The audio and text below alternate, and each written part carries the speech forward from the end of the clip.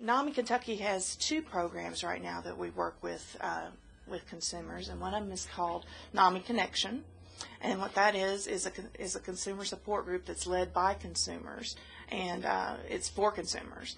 And what we do is we train folks to facilitate these support groups. And basically all we do is we just go around the circle and we talk about our week, our day, our moment, how things are going. And then we also have a program called In Our Own Voice. And what that is where we train folks to go out and tell their stories to the community. We go to police stations, we go to schools, we go to universities, we go to civic groups, different things like that. And it's a rewarding for not only the consumer, but for the person who is hearing the story as well. The consumers get the confidence they need to go into leadership roles, and it's just a great program. Well, my saying was, when I can connect my problem with my illness, I'm telling myself it's something I can work on. I guess the bottom line is I'm not really supposed to be able to do the things that I'm doing, but I'm doing them. Individualized and person-centered. There are multiple pathways to recovery based on an individual's unique strengths and resiliencies, as well as his or her needs, preferences, experiences, including past trauma, and cultural background in all of its diverse representations. Now I want to go back to school. I want to be an occupational art therapist, and this year is my year, and I'm in process of finding out how do I go about getting into school. I've had 2 years of college, but I got sick, kept getting sick, and I don't think I'll be getting sick anymore because I know what to look for, how to deal with it, when things get too much pressure, how to back off and regroup again, because there are times that things do get overwhelming for me.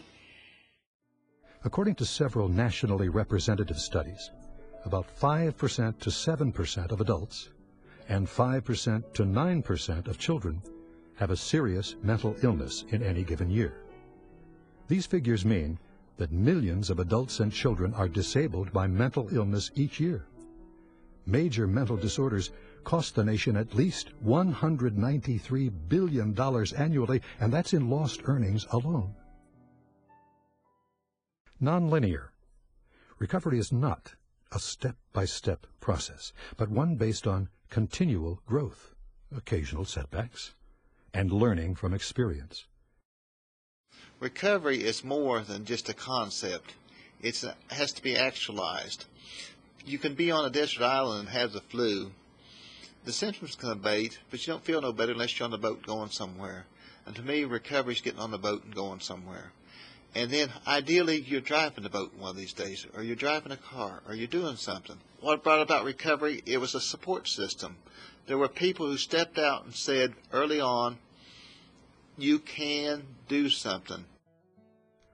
Many people with mental illness now demonstrate recovery. These extraordinary people, along with the mental health providers, are playing an integral role in transforming our mental health system into one that is recovery-oriented, consumer-driven, and filled with hope.